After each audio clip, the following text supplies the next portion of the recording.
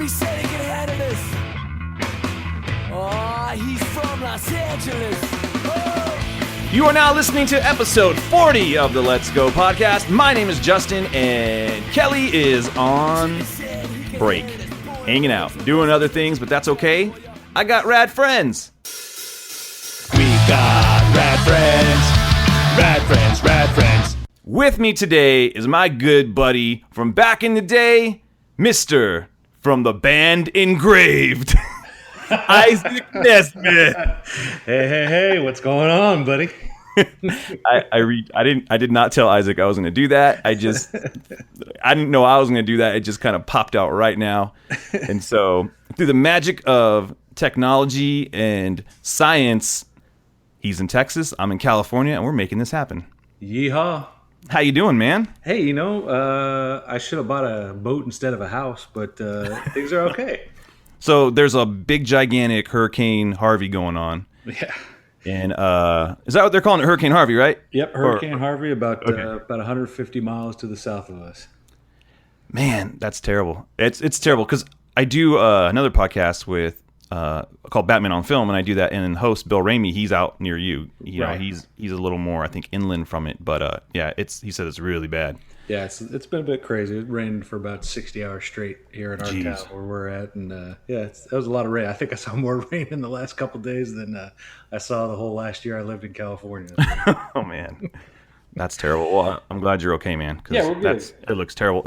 I'm here with one of my good friends, so I'm excited. Hey, there you go, man. I'm a life raft of fun and conversation. So grab on, buddy. So I did want to say, and I'm not trying to make light, but the name Harvey isn't a fearful name. Like Hurricane Harvey sounds kind of cuddly and fun. Right? Well, is that wrong to say? Should I cut this out? No. I'm going to regret this later on and go, hey, it's Hurricane Harvey. He sounds like it sounds like a guy you go hang out with later. Like you see him every couple of years. Oh man, you know who's going to be here tonight? Hurricane Harvey. Hurricane Harvey's coming. Dude, you guys are so fun. He's going to buy everybody drinks and, Well, you can also look at it from more on track with what you're used to. You could be Harvey Dent. Hey, there we go. You could pose that. But it's Harvey Dent. Yeah, someone menacing. One side's good. Right, exactly. The other side. So, all right. Well, I think we're far enough away. By the time this gets published, you'll be all right. Yeah, I know. This should be dropping on the weekend of not Memorial Day. Sorry, Labor Day. Right? It's coming up. Yes, Labor Day. Okay. Memorial Day about a year from now. I hope this sees the light of day. Yeah, it'll be there. I'm going to sit on this one. This is going to be the special one. So this will be an evergreen episode because we're going to be talking about some fun stuff. That's it's a really good. I think it's a great conversation for us, especially being just our interest in music is kind of like where a lot of our connections are. So, yeah. But first, Isaac, before we get into this, we have to start every show with a tasty beer. Beers, all kinds of beers. Black, white, Puerto Rican, Chinese beers. Glug, glug, glug, glug, glug, glug, glug, glug. So, all right, so that's glug, glug, glug, glug, glug, glug, glug, glug, glug. That's my favorite part. Do you sing the theme song when it comes on sometimes? Every time I listen to the podcast, I will sing the glug, glug, glug part. That part, that was magic right there. When me and Kelly decided to rip off Missy Elliott, yeah, we're like, what else do you say? We're like, just say glug glug glug. So there you go, behind the scenes. So today, through I guess convenience, and so we can be on the same page, we're gonna drink the same beer. And you know what? Since you're the guest, I'm gonna have you do the honors on what we're drinking, Isaac. So today we're drinking from Small Town Brewery. They Not Your Father's Root Beer. There you go. And I have frozen mine for about the last 15-20 minutes, so mine is nice and yours is ice cold. Yeah, mine is good to go. So let's partake. Are you ready? Right. This is weird because I've never done it where I've been on the other line, and usually me and Kelly are staring at each other, and it's really funny. So all right, well, here's to you, buddy. Here's to you. Cheers, buddy. Here's a little cling. All right. Now there you go. I have not had this one before. I've had the other was Damn Root Beer, I think is what the other one is. Oh yeah. Are we allowed to say damn on your podcast? Yeah, you can. You can. Okay. It's we're not rated E, but Okay. we're is it rated E or explicit? Yeah, we're not explicit, but Okay. you know, I thought you should I thought E was for everyone. That is a very tasty beer. yeah, it is. It's good. It's let me just tell you, I'm glad it wasn't an IPA because I feel like every time we come across a beer, and sometimes people give them to us and we'll drink them, and it's I'm not gonna like say no to a free beer, you know. Oh no, you never say no. There's For beer. everyone is making IPAs. I was talking to the guy at Trader Joe's the other day. I'm just like, man, I'm just sick of IPAs, but at the same time, I'm not finding anything I love, and so I stick with what I do like, which is, I'll get like a Lagunitas. That's kind of like my go-to IPA or something like that. But Right. I really like stouts and porters, but it just doesn't feel like it's time yet. Right. Right. A couple more months, and I can jump on that. But anyway, so okay, yeah, this was actually really good. It definitely tastes more root beery than the than the other one that I've had. It's good. A nice good scoop of vanilla ice cream might make this a nice adult dessert. Yeah. Have you ever had a beer float? I have with I think it was a stout. Yeah, like a milk stout. Yeah, right. And it wasn't bad. I think it was the Stone milk stout. Oh, okay. was We did left hand. It was the left hand nitro milk stout is what we did it with one time. It was really good. It's just kind of it's a different. It's almost like it's beer and ice cream. Yeah. Whereas this one right here, I think would work. This not your father's root beer. It's really good. I mean, it tastes like you're just drinking root beer. Yeah. It feels like it's mixed with like oh man. Just a hint of an ale. Yeah. Just a and little so hint of an ale. it's not weird because sometimes they do these things and it's just weird. It's just like you're trying too hard, This actually has a really nice taste to it, and if someone didn't know, they probably would be like, "Oh, That has alcohol in it? That has maybe, like Right. No, it's a good beer. If you want just something, it's definitely on the sweeter end of things. yeah, it definitely is. But I can tell you, it wasn't my father's. Yeah. Right. So okay, based on the name. I'm wondering if it's a poke at Dad's root beer. Have you ever had Dad's root beer? It was like a brand of root beer. Oh yeah, I remember Dad's root beer. Yeah, I don't know if it's a poke. It had the yellow and the blue label on it, I believe. Yeah, it did. It used to have a like brown and brown label. It was like dark brown, tan, but then they moved. It was like Dad's old fashioned root beer. It looked like a circus can or something like that. But Right. I wonder if it's a poke at that or if it's just saying this isn't the root beer that your dad used to drink. Right. So, Yeah, a little more adult, a little more. I don't know. Yeah. Yeah, it's good though. It's definitely something I think I would get it more if I knew I had some friends coming over, and I'll buy it. It'd be something. It's like a fun kind of is it a novelty kind of drink? Hey, you want some of this? You like root beer, eh? Try this root beer. Right. Not your dad's root beer. Your Mama Luke. You feel like a carnival barker should be selling this to somebody. Yeah, you're on a street corner. He's like, hey, yeah, get your root beer. Knock your socks off there. So, all right. So, enough of this root beer and this drinks. Let's get down to the basics. Back to when we couldn't even have root beer. Yeah, right. Where we would drink it illegally. No. So we're going to go back in time here, and we're going to talk about our top 10 favorite records from 2000 to 2005. It's such a small, it's like 5 years, but there was so much like cool stuff going on with music back then. And this list was actually really hard, and part of me feels like I'm missing. I'm going to say, oh, I wasn't even thinking about that, Already I'm going, oh, there was that record, but I think I'm really putting on things that stick with me when I hear it. I'm like, that takes me to a place. Right. Right. And then I kind of have a little funny thing to follow it up with that it fits in really nicely. And so this is the Let's Go Cast episode 40 top 10 list with Justin and Isaac.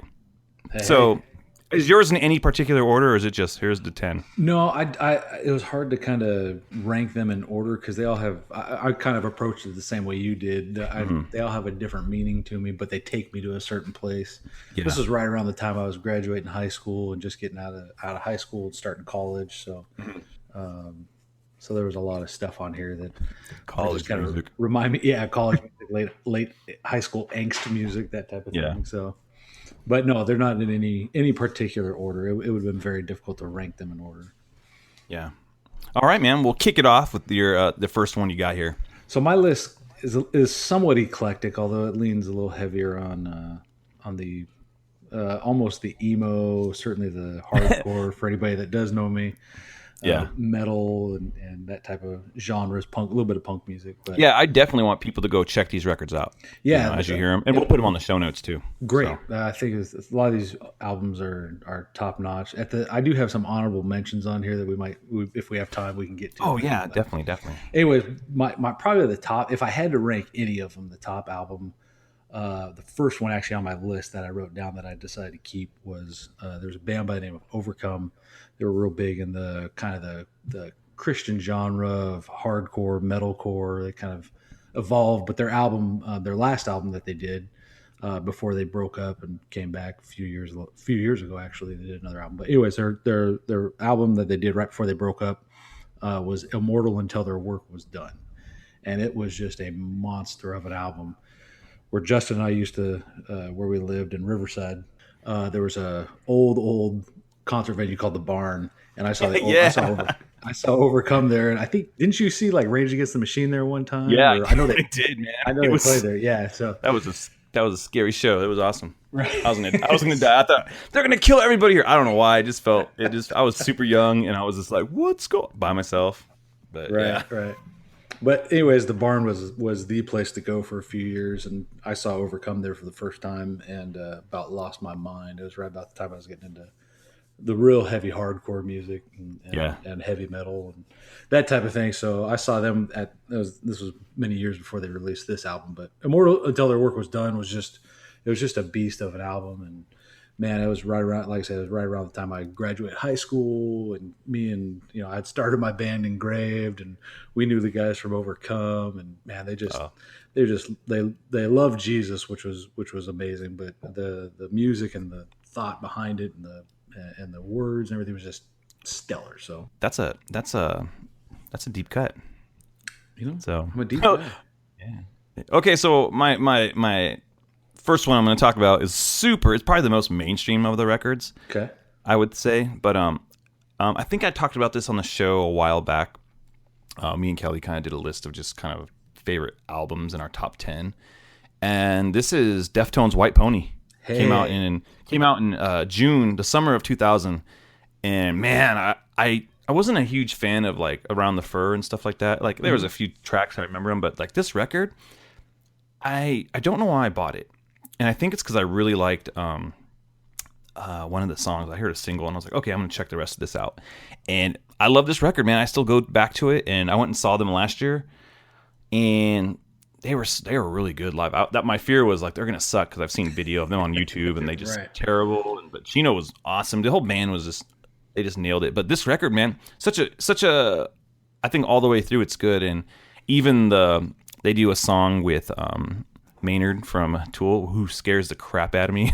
By the way, I'm a grown person, but this song Passenger, love it, and he sings the kind of the hook chorus on that, and but the whole record's really good, and again makes me feel it takes me a place. It reminds me of me driving around in my old white Ranger truck, driving around. Heck yeah.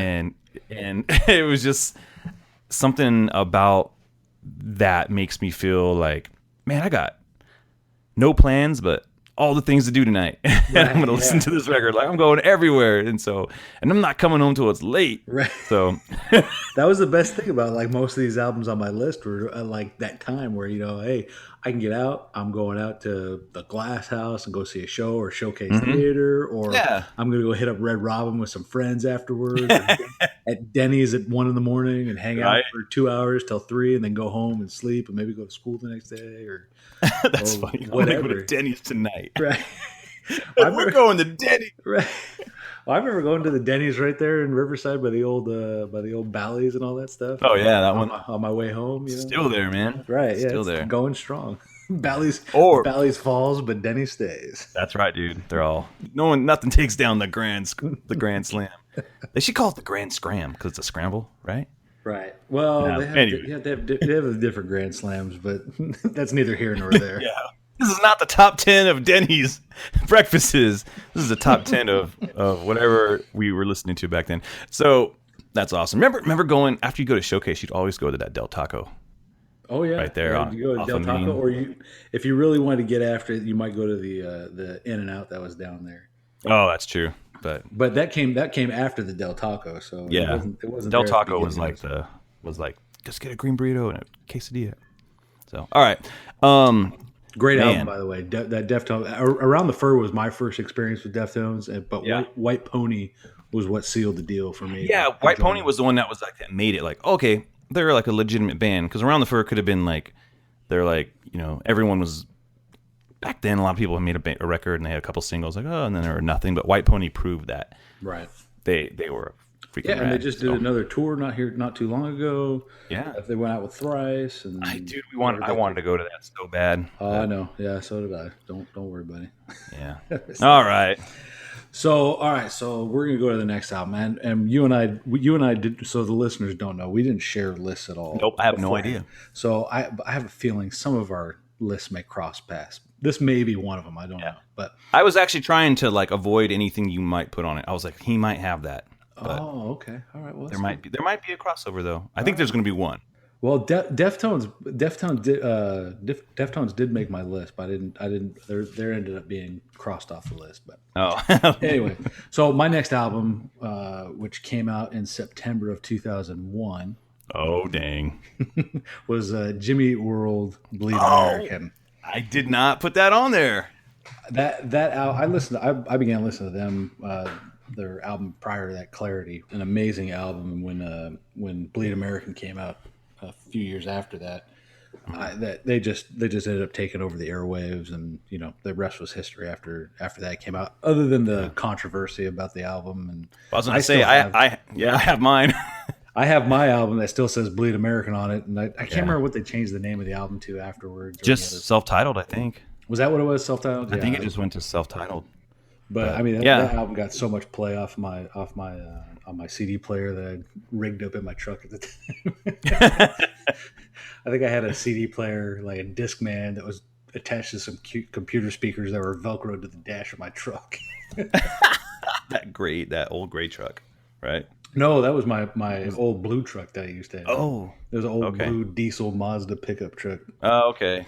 I think I'm thinking about Carlos's truck for some reason. Oh, okay. Yeah. No. The spider web in the back, so. Right. No, that wasn't no spider webs in my truck. just a leaky gas pump. That's all. Hey, All right. Yeah, man, that's a good dude. I don't know why I didn't pick that. Kelly put Futures on one of his on our list that we did. Well, that's an honorable mention. That's Futures came out in 2004, and that was on my list. But yeah, I picked Bleed American. It's just a classic from those guys. Yeah, no, that's good. All right, my next one is The Art of Drowning by AFI. I was a huge AFI fan, but I feel like this was their last record I actually loved. Right. So far I've been like, I've been kind of indifferent on the records as they've come out. Like, I'm still curious about some of them, but most of the time I'm like, not that impressed. Well, you talked about it on the podcast not too long ago. Yeah, their latest record, the Blood record, I don't like it that much. Right. But what I did do is, as I was preparing my I was like, I'm gonna listen to their older records again and hear them, and I actually really liked the record before it, Burials, which I didn't listen to much because I was just so like over the record before. I thought it was stupid, to be honest. Like Crash Love, I was like, that record sucks, all of everything. Right. But Burials is actually really good. It's a really good record by them, and I would say that would be I really like that. But anyways, Art of Drowning, just a good record, probably the last real AFI record, I feel. Right. And it kind of blew them up. That kind of took them into out of the underground. They were on Nitro Records and took them into, I think they got a deal with, at the time, Was it Island? I think they went to DreamWorks. Was it DreamWorks? Or maybe they did go to Islands. I don't know. At one point they probably went to Island, because Islands is still kind of like the major indie label. Ramones are on that. A lot of different bands have been on it, but I'm not sure where they went. But yeah, they had a huge hit with they had oh gosh, what was the name of theirs? Days of the Phoenix was the single that everyone was like, yeah, that song. And they had I think the Offspring actually covered one of their songs, which they were on the Offspring's record label. Nitro was owned by the guys from the Offspring, or at least Dexter Holland, right? Dexter, the Offspring, and he did there was that Jim Carrey movie, Me, Myself, and Irene, and they covered an AFI song for it, and so it was on. Yeah, they actually had before Art of Drowning came out. I believe they put out an EP. I'm trying to think if it was before or after, and it was called Fall Children. And it was called Total. The song was called Total Immortal, and they did that one. And so, but anyways, that kind of brought a lot of like attention to AFI. And anyways, there you go. And then their next record kind of blew up. So right. Yeah, I never was a huge AFI fan, but I remember the Phoenix song. I remember when that came out, and just thinking, okay, these guys are cool, and they have obviously they had a huge following. Yeah, they have a sound. I think Davey Havok's voice can be, it's hard for certain people to get into, and then also he's kind of I feel like he plays the part of like overtly artistic individual. Like everything has to be like, oh, that's so beautiful, and this maybe. Like, come on, dude. Like, just talk like a normal person, because no one talks like that. Right? Who talks like that? Right. Like, he's at Warped Tour with an umbrella, like he's Mary Poppins or something. Like. Part of it's just like, all right, dude, we get it. You're super cool, and you go to Hot Topic. Like, sorry if I've alienated you. Great. If I've made you laugh, even better. Right. No, all right. If you can't laugh at yourself, then you got to find another podcast to go listen to. There you go. Man, such good music just in the first 4 albums we've picked out. Dude, what a good playlist. So the my next one was the. This one, if this isn't on your list, I'm gonna be upset that it's not on your list. They released 2 albums in the 2000 range that we're in. First one was in 03, which was a great album, but I picked the one they did in 05 because that's where I learned about this band from their 05 release, which was Vheissu. Oh yeah, you know who I'm talking about. Oh wait, you learned about them just from Vheissu? Yes, that's where I first actually. Are you No. Intently listen to them and recognize them and listen to that album through the whole thing. Yeah, 2000. Wow. 2005. Are you sure? I was a little late to the party of enjoying them. I know I heard some stuff off of I'm not drawing a blank. The Illusion of Safety? Yeah, Illusion of Safety. I know I heard some stuff off of that, but I didn't really think much of it. I think it was Deadbolt was on that album. Yeah. But I didn't really think much of it. But I heard Image of the Invisible. And then I listened, picked up the album, listened to the whole thing, and then I went backwards through their catalog and have been following Thrice ever since then. But that for that reason, that's why I picked that album, was because that's where I kind of was introduced to him. And I remember we did some stuff, Justin and I, with church and some other things, playing Image of the Invisible for some of the walking music, and they were like, "Oh, what's this?" I'm like, yeah, Thrice. Right. People would be like, "Dude, they're playing Thrice." Right. Yeah, so we got to do some of that stuff with this album. That a lot of that just had to do directly because I had a chance to hear him and talk with him, and it was that was for me, that was a groundbreaking album to hear a band that was passionate about their topics of what they're singing about, but just have amazing music to back it up. Yeah, they're just good. Yeah, I mean, it's hard to pick like any one song. Like I listen to all their albums. I go back to like Illusion of Safety and some of the other ones. And there's some songs on there that I'm like, okay, I could do without this. But everything after, like from Artist in the Ambulance on, I can't not pick out like a bad song on one of the albums that they do. It's just they all kind of are cohesive and they all make sense and they just sound great. So I remember I used to have an Illusion of Safety t-shirt. I remember when you were at Kinko's, I would go in there and you'd be like, yeah, man, Thrice. so I think that's where my brain was like, we had to have like Illusion of Safety, but maybe it was kind of like just an old shirt I was wearing or something. Yeah, I had been, because man, Kinko's that takes me back to like 2004. That was when I was so Yeah. Like I said, I must have known who they were and known that they were kind of involved, but I never really got into them until after that album came out. Wow. All right, man. Well, fair enough, dude. Oh, that is a good record, but no, it is not on my list. All right. But I'll tell you what is on my list. Full Collapse by Thursday. Oh, good album. Good record, right, man? Like, I'll tell you this. This is one of the, well, actually two. I think there's two bands on this list where I've actually went to their 10-year anniversary show of an album. Yes. You know, have you gone to like any anniversary shows? No, although I'm thinking about some friends here in Texas want to go see Emery. Oh man, they're doing the Question, or no, they're just doing some touring and stuff in September. So yeah, dude, that actually that's spoiling a little bit of my not on my list, but of my almost made the list. Yeah, right. But let's talk about Thursday, Full Collapse. That record, man. I got in the Thursday off a sampler. There was some sampler called "Plea for Peace" or something like that. Okay, yeah, I remember. And it was a live version of, I'm trying to remember the song, and I think it was "Cross Out the Eyes" is what the song was on there. Right.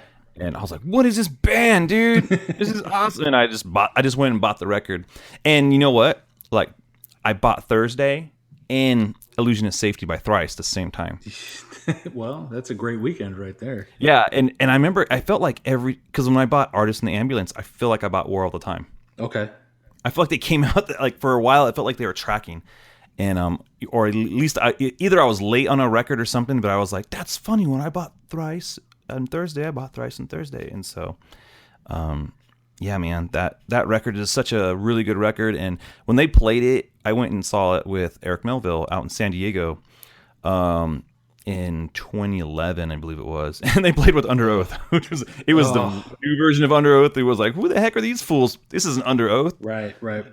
Yeah, it was post Dallas. Undergrowth. Yeah, Undergrowth. Yeah. And so they did such a great job. They just played that whole record, man, and it was like, dude, this is the album. Such a great record, man.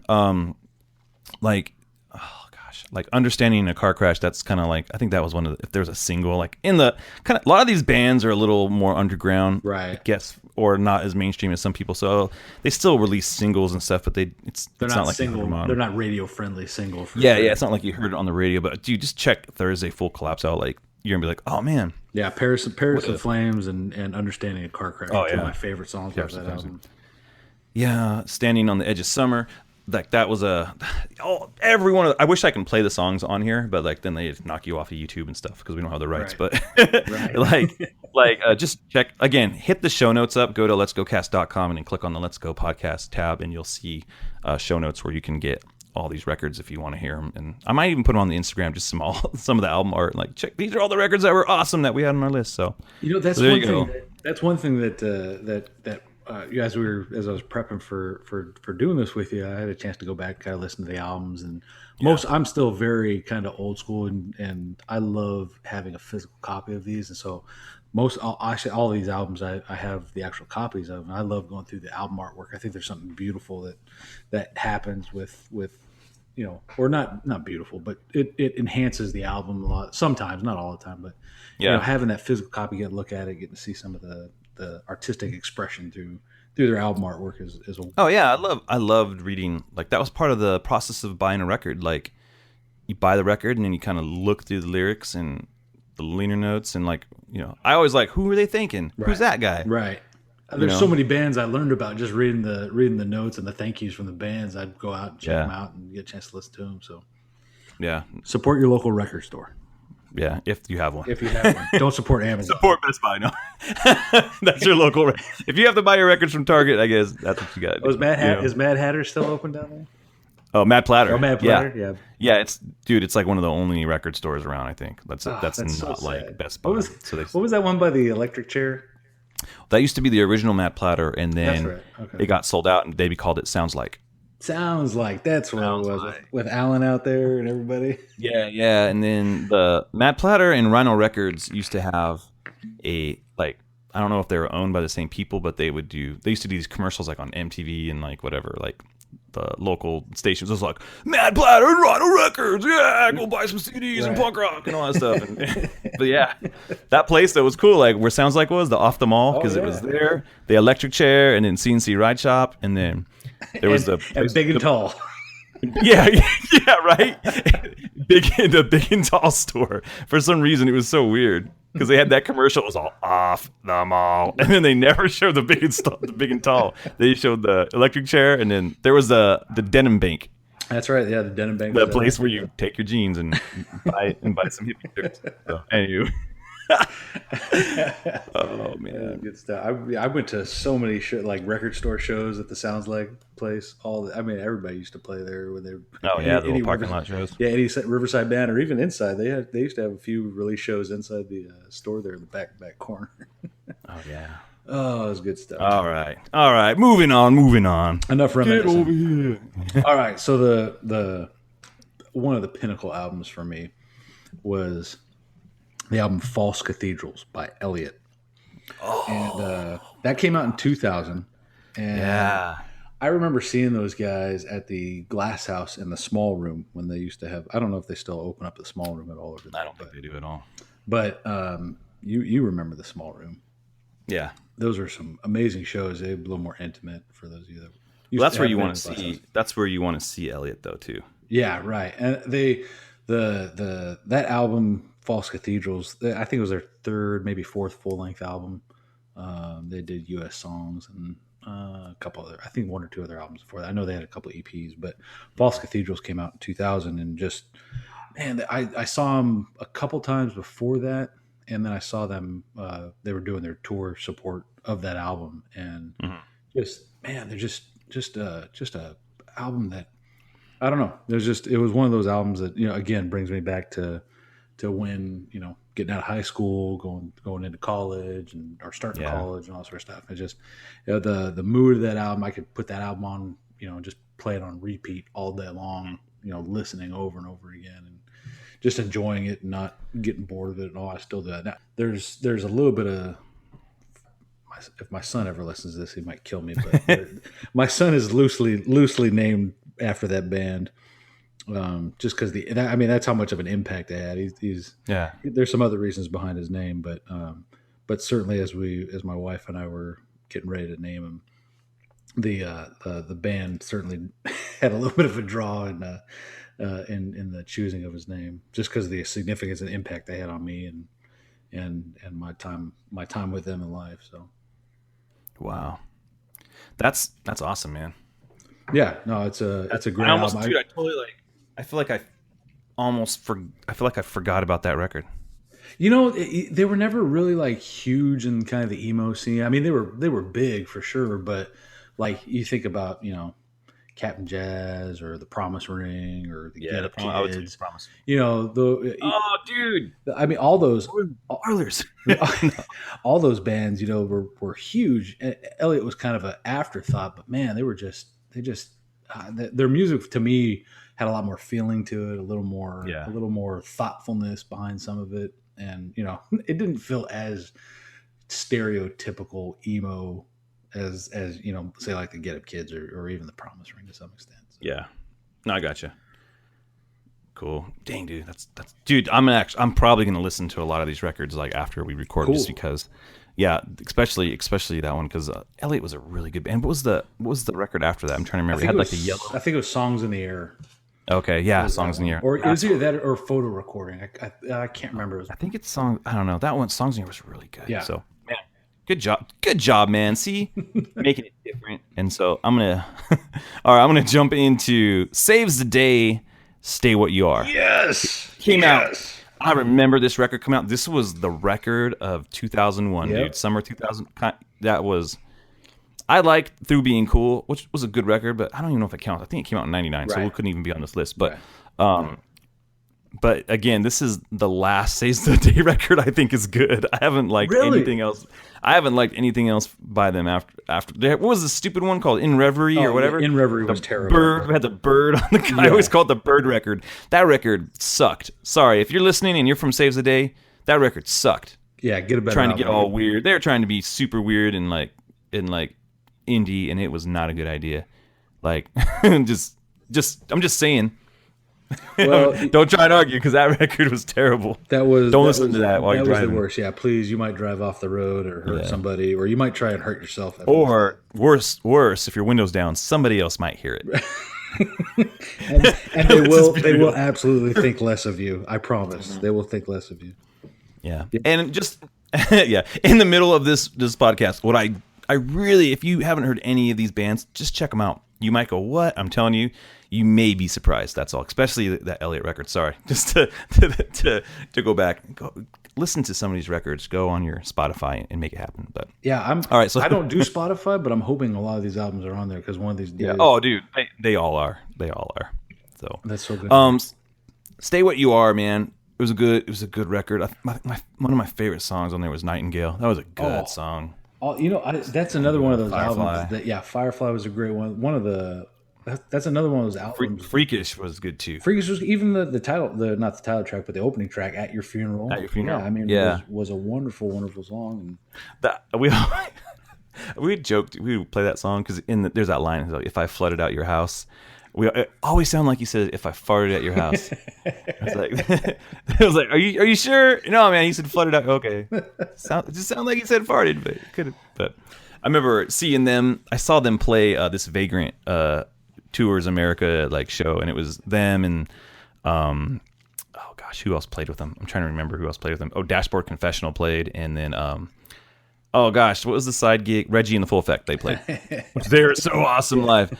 But dude, Saves the Day comes out, and they're so pretentious, dude. They're like, oh, never been to Anaheim before. It's so nice and clean. Don't know if I want to come back. And it was like, why would you say that? In the town, everyone felt like, oh, they all love Mickey Mouse there. In Anaheim, you have the House of Blues. Everyone's just like, hey, wait a second, Anywho, well, I think they were from Princeton, if I remember correctly. Yeah, they're like, I think, Jersey. So it's like they're used to, I don't know. I have nothing against Jersey. I just think they're used to hey, I know people in Jersey. So there you go. Hey, shout out to Pete in Jersey. All right, Pete. So congratulations. For real, it's Pete Vera. How you doing, buddy? Listening to the show. All right. So yeah, Saves the Day, Stay What You Are. Good record. Excellent record. Jag off, guys. Bunch of jag-offs. Stay in Jersey. Your Mama Luke. Yeah, stay in Jersey and just put your music on the radio. I don't know why I'm calling people names like Mama Luke. It just, I don't know where it came from, but there you go. It's the root beer. So there you go. All right. Next. So great band. Another one that I hope most of your listeners haven't heard these guys. And I wasn't a fan of their full length. Well, I was kind of a fan of their full length before this. I guess that's why I bought the EP that I put on here. Band by the name of Hopesfall. Oh, and they did an EP on a smaller independent label, and the name of the EP was No Wings to Speak Of. And I saw they had an album before that, full length, and it was okay. I saw them play at a festival called Furnace Fest in Alabama. I went out there with a buddy of mine for my graduation present. We flew out there, and anyways, we saw this band play. I hadn't heard of them before, and they played a few songs. Anyways, in 2001, they released this EP.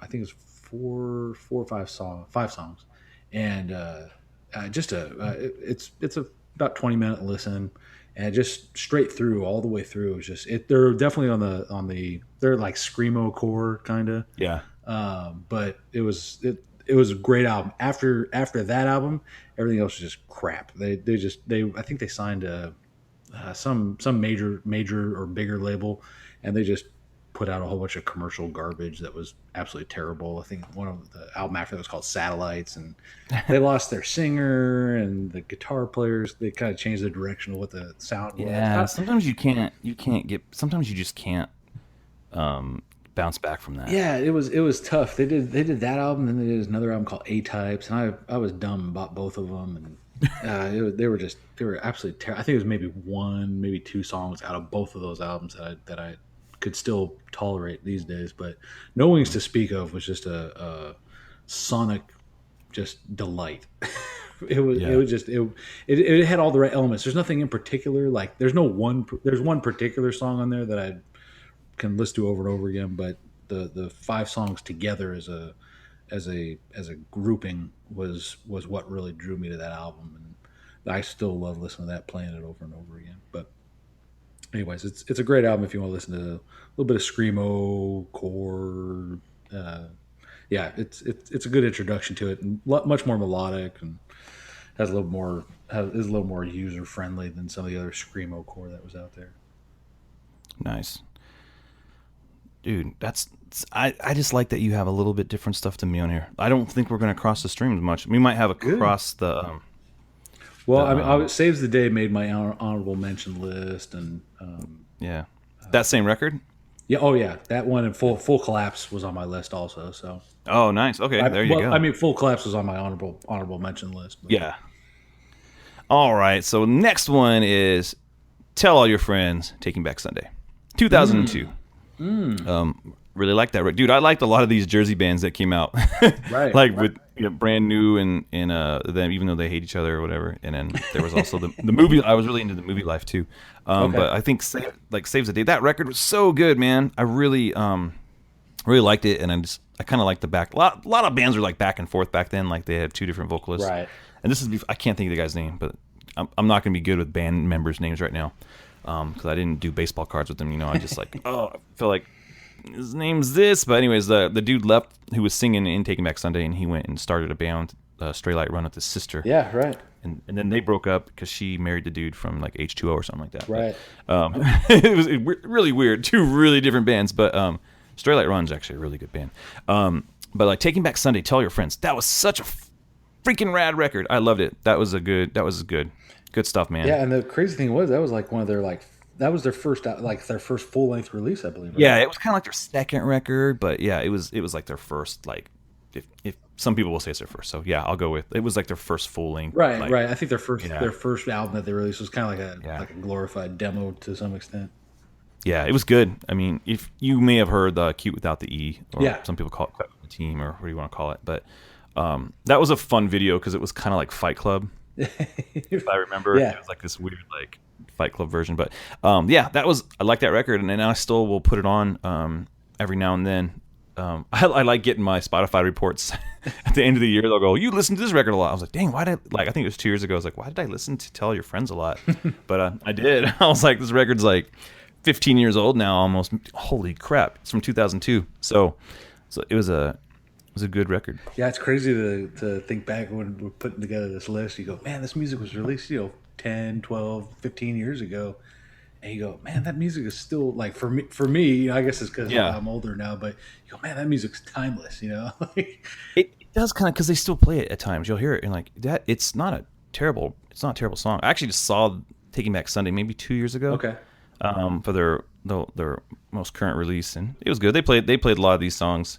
Still, it was a little different because without the same like lineup, it's a little different. Right. Yeah. But anyways, yeah, it's a good record. So, Tell Your Friends, Taking Back Sunday, 2002.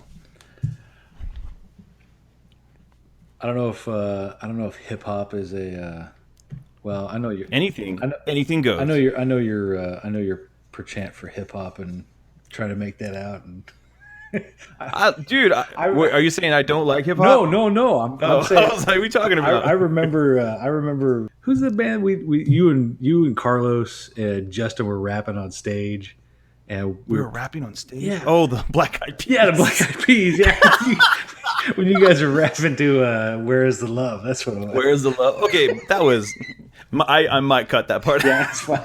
Because that was an order. It wasn't like, man, I love the Black Eyed Peas. It was like, hey, I want you guys to do Where's the Love? Right. No. But I mean, I remember you rapping, and I remember you doing some hip hop stuff, and no, I used to do stuff with Kelly. We had a little. I'm not going to say the name because someone will search it on the internet and it's still out there somewhere.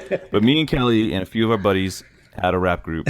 And it was because Kelly was in college and he needed to do a rap record. Oh, okay. Or he needed to do a rap record. He needed to record something, and it was like, dude, no, it'd be funny if we made a rap record. And we like nailed out like 5 songs over a couple weeks. Dude, that's awesome.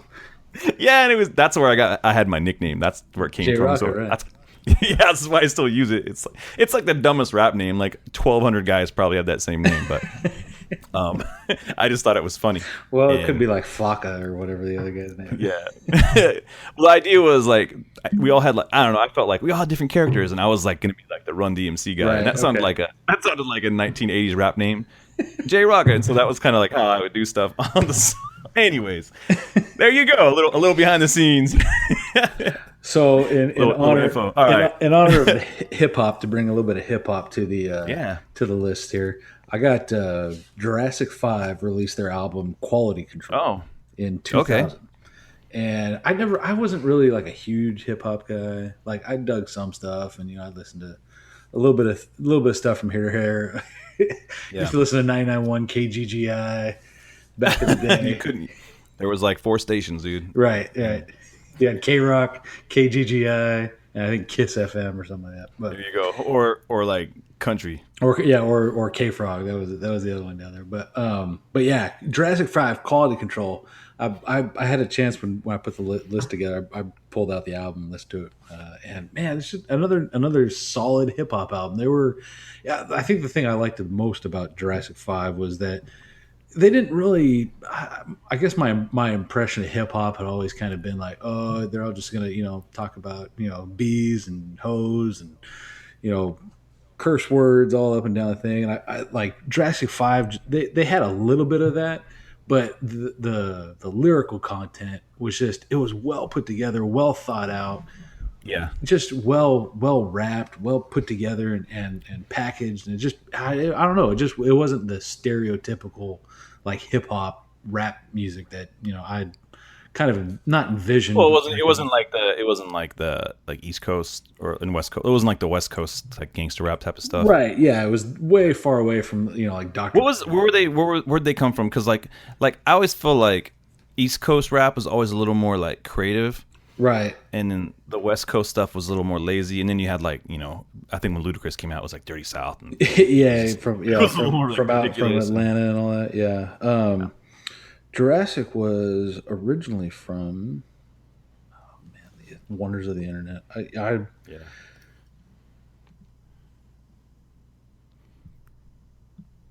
should have been more prepared on this. That's okay. I can always edit like at 49:57. Isaac is looking for something. I'll cut it out. All right, 3, 2. Yeah, so Jurassic was actually originally from Los Angeles. That's where they. Oh, for real? Yeah, they actually originally got put together in Los Angeles, and they had Akil and Mark 7, and some of your listeners maybe. And I do remember knowing about their DJ Newmark, and Cut the Chemist, which was a part of the group for a while. I think he still actually works with them. They had a hiatus for a few years. Sometime in the late 2000s, and they just recently kind of started doing some stuff again together. I obviously don't follow them as much as I did back in the day, but I mean, I always just thought their lyrical content was much more smooth and polished and a little more thought out and a little more thoughtful with what they were talking about, instead of just the stereotypical garbage that you'd hear sometimes on the radio or whatever, drugs and all that other stuff. I'm always just like the same. Yeah, and I mean not as drugs, but I mean I appreciate drugs. Yeah.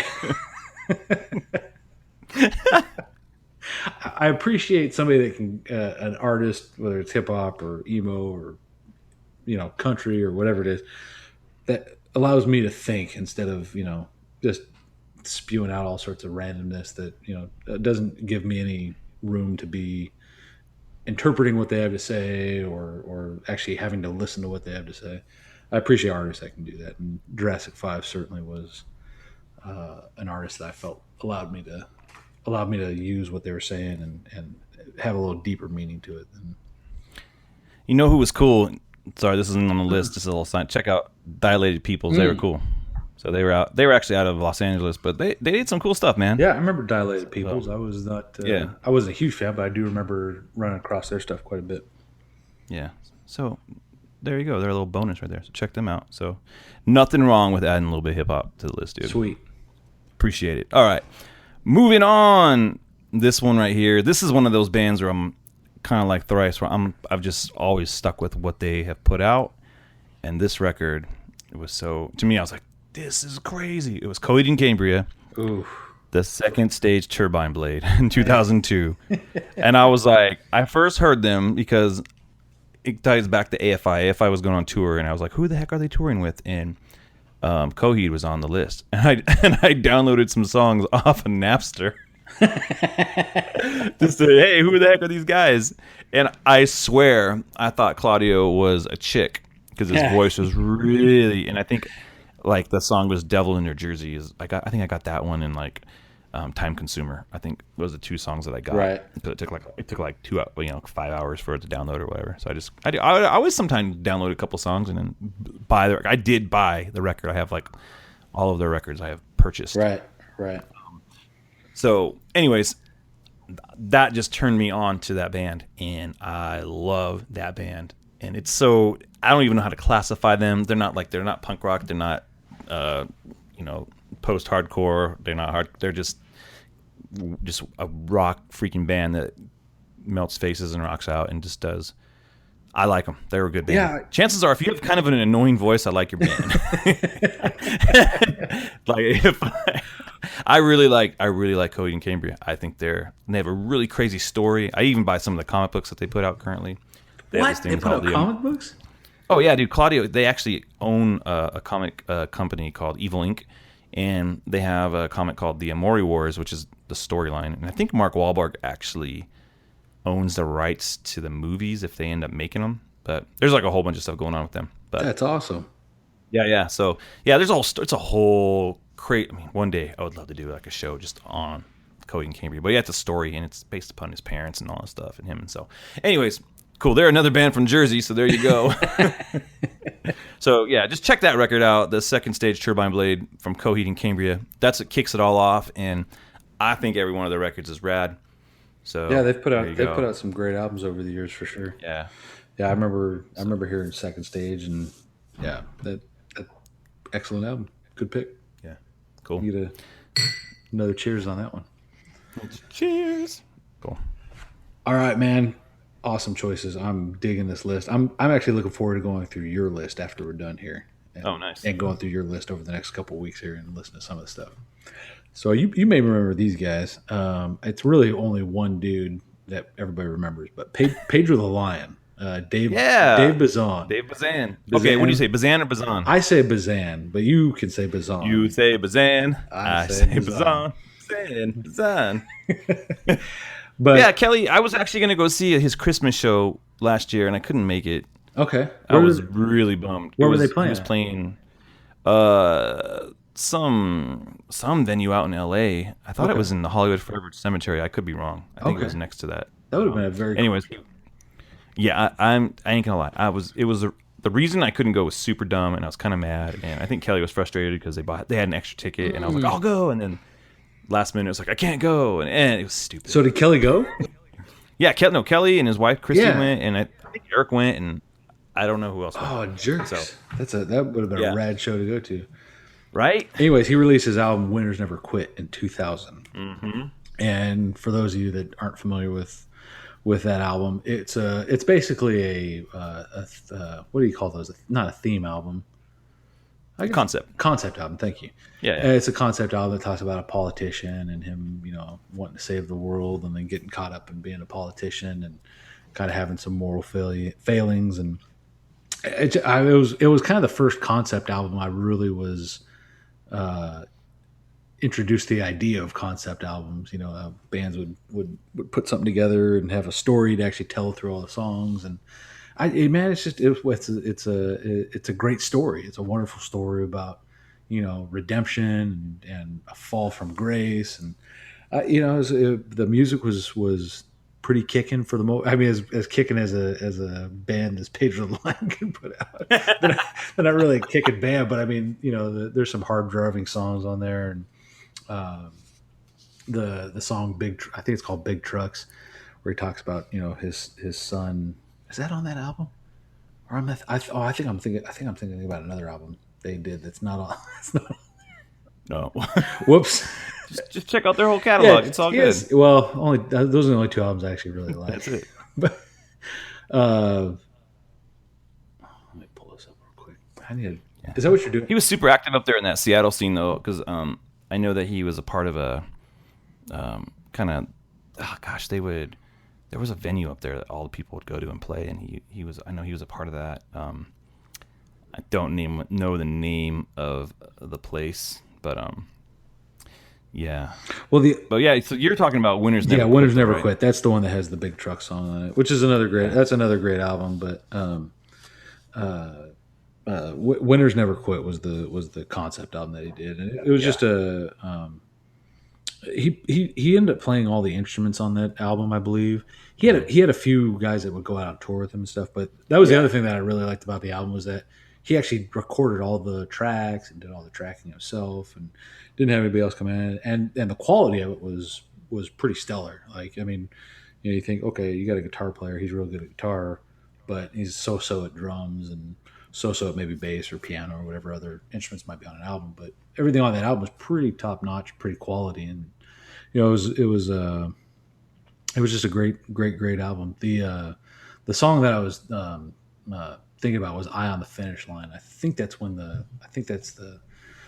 the song where he talks about, like, basically murdering somebody to keep him on the good graces of the people and not to expose him for what he had done and the kind of politician he actually was. And it's just the human condition and how he kind of approaches that. I love those kind of albums that, like I said, allow me to think as a listener and derive some stuff off of it. And it was another one of those great albums.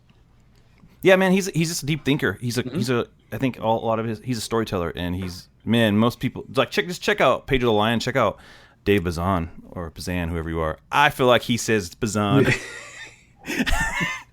I think Kelly says no, it's Bazan. Oh, all right. I think when Eric was on the show, like, I don't know how many episodes back, we talked about that. So I think, I'm not sure, but it was just funny. Bazan, whatever. It's just fun to say, though. Bazan. It is. It's a rad last name. It makes you remember his last name, who he was. All right, man. So my next record is from 2003. Okay, lay it on me. It's from Thrice. Yes. The Artist in the Ambulance. Boom. That was oh man, right on. Yeah. So it was hard because it was either this or The Illusion of Safety, and it's like I like both of them, but I think it's this one. There's something about this one that it just took it to a different level, whereas it's kind of the same thing I talked about earlier with the Deftones. Like this one made it feel like, okay, this is a band I need to stick with because they didn't just have like a one-off record that was good. Like, they're showing that they have consistency now. Like this. Well, actually, this is their third record. Right. I'm not a big fan of Identity Crisis. Right. Yeah. Their first two albums, I wasn't big fans. I mean, I went back, like we talked about earlier. I listened to their third album first, or I'm sorry, their fourth album first. Vheissu. And then I went back and listened to the rest of their catalog. And I really liked Artist in the Ambulance, but their Illusion of Safety and what was the other one that they had? Yeah, it was Identity Crisis. Was that first one? Yeah, Illusion of Safety and Identity Crisis. They're cool. Everybody goes to the shows and yells out "Deadball" and all that. Yeah. I'm like, oh, that's a cool song, but yeah, like Artist in the Ambulance is where they popped off for me. Yeah, I mean, I will say I might listen to Illusion of Safety more. I think it's more metal. It has way more metal than Artist in the Ambulance. But Artist in the Ambulance is one that sticks out, and if I have to say, I'm going to put it in my vault, I'm putting that one in there. So, really great record. I mean, I think they got some MTV airplay with it. Not that matters. Does not matter to me, but I know that that's where it kind of started hitting people. They had this single, All That's Left. And that kind of gave them a little bit of I think they even got some radio play out of it, but really liked that. And it was cool. They went on a tour, and I was like, oh, I want to go on this tour, because they went on tour with Thursday and Coheed. Right. So two bands that have already made appearances here on this list. But it's like everything I loved was going on a tour at that point, and I was like, oh, I want to go check these guys out with their label mates. But anyways, really like this record. It's still good. And yeah, again, it stands the test of time. People still are like, they're playing a lot of songs off this record when you go see them play. And this whole band is super talented. Like, Dustin Kendrew, he's just a great lyricist. He's not writing. It's not trite. Everything is deep and convoluted, and you need to look stuff up. Going through like the notes and the lyrics was really cool on a Thrice record because there's just so much to take in, and then you start noticing like I never noticed any of this stuff until later on in life. I'm like, oh wow, check this out. This guy, he's a C.S. Lewis fan because he's names a song like Abolition of Man. He's naming those after books, So really cool. Like Dustin Kendrew overall, he's just an amazing artist. Check out his solo records that he's done because he's done a lot of cool stuff. But Thrice overall, just such a huge fan of that band. There's been a couple records that they've put out that have disappointed me. But I think it was Major Minor. Wasn't a huge fan of Major Minor, but but their newer album, the To Be Everywhere Is to Be Nowhere, it's a good record, but it just didn't. I still feel like the last stuff they did that got me excited was the Alchemy Index. Yeah, which you got to go see live. Remember? Yes, we did. And I swear we're on the back of that record. I feel like we're on the back of the live at the top of the. If you zoom in, you can see us. Right. But just that whole band, Dustin and Teppy and then Riley and Eddie, it's just a good band, and they do good work there, guys. Good work. Please go check them out. If you have not heard of them, please crawl out from under your rock and go check out some of their music, especially starting with Artists in the Ambulance and go work your way forward, in my opinion, and then go back and hit their other albums. But wholeheartedly agree. I'd say out of all the bands that we've talked about so far, probably Thrice was at the top of my list of really? overall just solid bands all the way through that have just consistently, for me at least, put out awesome albums time after time, year after year. And Artists in the Ambulance was my other pick if I didn't pick the other one earlier. Oh, nice. Yeah, and the other thing is Dustin Kendrew, his voice, he's just got such a great voice. Right. Like probably one of the best modern voices in rock and roll music now. Dustin Kendrew should be on that list. So, all right, man. What else you got? All right, so we're getting into the higher levels of our list in no particular order, but it's just we're nearing the end, man. We're down at the nitty gritty here. Yeah. So I'm kind of going back to the little bit of a rap kind of feel, a little bit of the metal feel. We're taking it back to a little band by the name of Project 86. And in 2000, they did an album by the name of Drawing Black Lines. Drawing Black Lines. This was kind of their first huge major label release. This was on. They actually re-released it on Atlantic Records. That's where a lot of people heard it from. It was originally released on, I think, either Tooth and Nail or Solid State. Or Solid State. Yeah, I can't remember which. Or it might have even been BEC, the other little imprint that Tooth and Nail had for a while. Oh, okay. But anyways, I know it was re-released. Yeah, they were. I think they were on BEC. I can see it in my brain. Right. So, anyways, the album they had a couple big singles on this one. One of them was Stein's Theme, and then they had One Armed Man, which had a great hook and a great chorus on it. But there's a lot of really good songs on here. Me Against Me. There's some really good stuff. But there's some. I actually use this album when I'm doing some audio engineering. They have some great bass lines that just really kick through, and good hooks. Andrew Schwab has some great lyrics. They did some other stuff, Truthless Heroes, and a few other albums after this.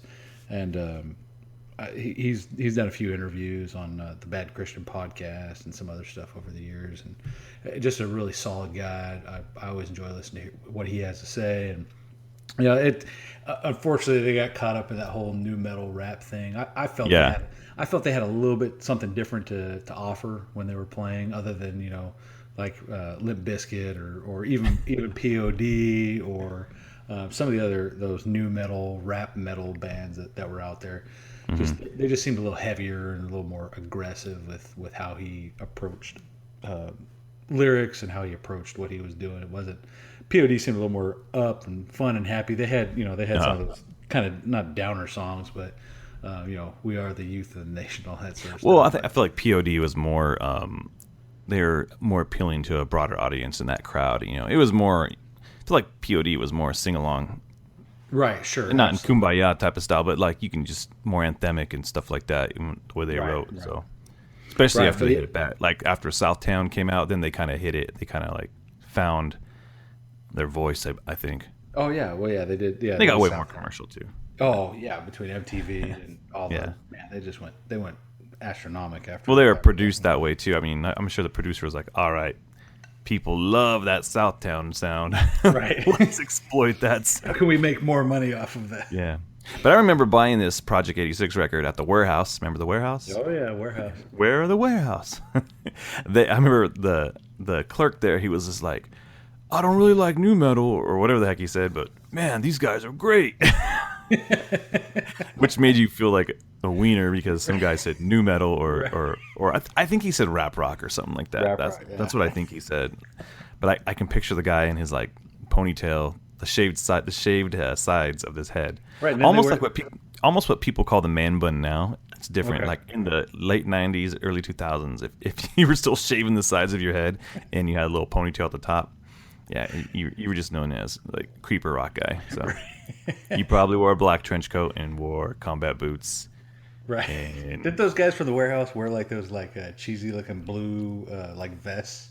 yeah, I think they had to wear smocks or something. Smocks. Okay. Yeah, in case you needed to slice open a CD cassette or a CD case or something. I have no idea. So yeah. So Yeah, man. Project 86 line is definitely made my list. It was good album. I feel like the one of the guitar players went to go play in another band, like something goofy like. Well, NIV and Project 86 shared some. Did they really? Yeah, Corey Edelman. He played for Project 86 for a little while, and he was one of the original guitar players from NIV, which is another great band. If you haven't heard them, They break up, they get back together. They break up. Yeah. They start an awesome record label, and I know Randy Torres, like he was the guitar player. He played in Demon Hunter, but I think just on tours and stuff. Right. There was somebody in Project 86. I thought they joined Evanescence or something. Rocky may have the drummer. He may have Really, somebody did. I don't know who. I just remember a story of sorts where someone got kicked out of that band. And I don't even know why. I'm not an Evanescence fan. Let me just put a proclamation out there. That jumps in my head like, oh yeah, I think someone from Project joined. I think I heard it somewhere, but yeah, you're right. Rocky Gray did. He played. With he did? Yeah, he played with Evanescence. He played with Living Sacrifice. He did most of the studio, or he did some of the studio and session stuff. I don't think he did any tour stuff, but okay. He did play on tour with Evanescence, and he plays for Living Sacrifice. So. There you go. You're right. There is that connection there. The things that stick in your head, man. It's like, what the heck what was I thinking? So, all right. Anything else on Project 86? No, I think we've drugged those guys out long enough. All right. So, next record I have is Catch for Us the Foxes from Me Without You. Oh. Me Without You is a weirdo band, dude. They are, I don't know what they are. They're like this weird indie meets like hardcore meets art rock meets spoken word meets like everything. I first heard this. Somebody gave me like a mix CD that they made their own thing. Oh, hey, here, listen to these bands, and I just was, what the heck is this song? This song was called January 1979, which is, it was, you hear it and you're like, oh, this is a good song. What is this? And then I just kind of investigated the rest of the record, and I was like, this whole record is really good. And then I went and bought their previous record called AB Life, which I love that one too. And so anyways, I just really fell in love with this band. But I would say if I was going to tell someone to just buy one album by them, I would say buy Catch for Us the Foxes. It's such a good record, and it's one of my faves. Especially in this like small window of time from 2000 2005. Right. Now, I have to make an admission here. I am not as familiar with Me Without You. I know the name. I probably have heard their stuff, and if you played me a track, if you played me the January 1979, I probably would say, oh yeah, I've heard that song before. But I am not. Fun fact. The guy, the lead singer from Face to Face, he was doing a mashup project, and I think it was called Legion of Doom. Okay. And he actually mixed that song, January 1979, with Underoath. It's Dangerous Business. And so it was called Dangerous Business in 1979. Really? And so, yeah, and it's actually a really cool. I don't know if you can find it. I actually had a copy of it because you could only buy it online a few years ago, and they would send you a disc. So I have a disc of it. I don't know if it's online anywhere, if it's on Spotify or Apple Music or anything, but that's just a little side. Hey, check it out. Maybe I'll find it. Yeah, that's a fun little fact. Yeah, they did. So yeah, I think it was Trevor Keith from Face to Face. I don't want to mess that up, but correct me if I'm wrong, because the internet does that. So Let's go, people. Correct Justin if you got that correct wrong, me. please. Dig out that dirt and put it in my pocket. So interesting side note about these guys. I knew somebody who he worked in the music business, and we were just talking about music one day, and he was talking about I was talking about Me Without You. He was like, "Oh man, those guys are great guys, and you know, they don't eat craft services food." I was like, "What?" And he's like, "Yeah, man, they're like dumpster divers. They're freegans. They go in, they go and they'll grab food out of the dumpsters and eat."